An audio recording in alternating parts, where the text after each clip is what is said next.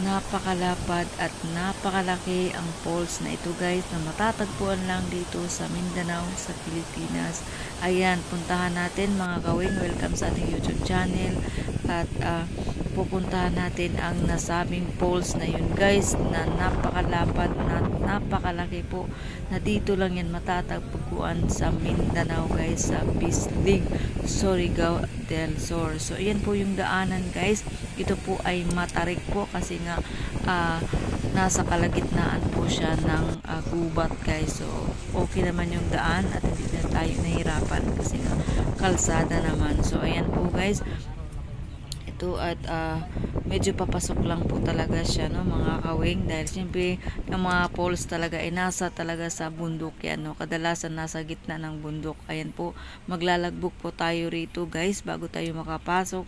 Ayan, maglalagbog po tayo dito, and then pagtapos maglagbog ay yun na, arangkada na tayo sa unahan. Baybayin na natin sa unahan, medyo maliit talaga pero okay lang naman kasi nga maganda naman yung daanan natin, di mainit ang panahon kasi dito laging malagim yung langit kasi yung mga kahoy ganon, no. Ayan po guys, malapit-lapit na tayo at may nakita na tayong mga sasakyan dyan, at yan na mapaparking tayo dyan sa labas. Pagkatapos may nakita ako mga bahay-bahay, yan po ay mga tinda-tindahan, no? Mga tindahan ng mga souvenir at iba pa.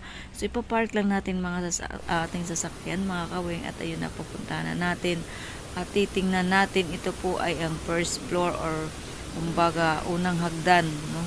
Basta yun na yun guys. Ayan po, napakaganda po, napakalinaw ng tubig. Ayan po, no.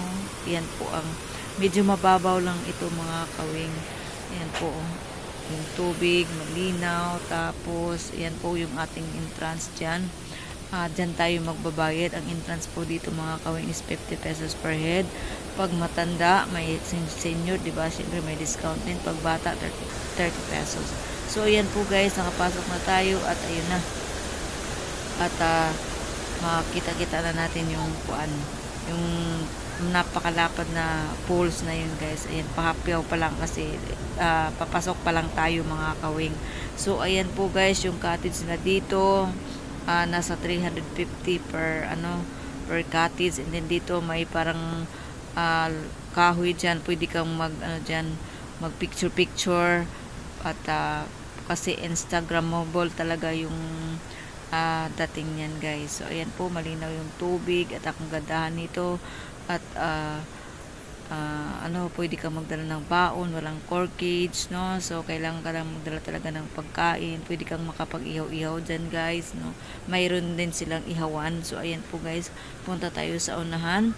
Ayan, ito yung mga cottage nila. Medyo papasok pa talaga mga kawing, pero tsagaan lang talaga at nakita na natin guys. Ayan po, yan, napakalapad po, no. Ito po ang 330, 350, depende din kasi sa cottage, no. May 350, may 350 or 330 ganon. So ayan po, pwede ka din magrenta niyan kasi pwede din mag-overnight. So yan na guys, ito po ang pinakamalaking falls dito sa Pilipinas, matatagpuan sa Mindanao sa Bislig, Surigao del Sur guys. Ito po ang tinatawag nila Tinoy An Falls guys, na ibig sabihin to sasadyain mo talaga guys, dahil papasok pa talaga ito guys, no. Ang magandahan dito guys, hindi siya malamig at hindi din siya mainit, tamang-tama lang po yung tubig, na pwede makaligo ang mga bata guys.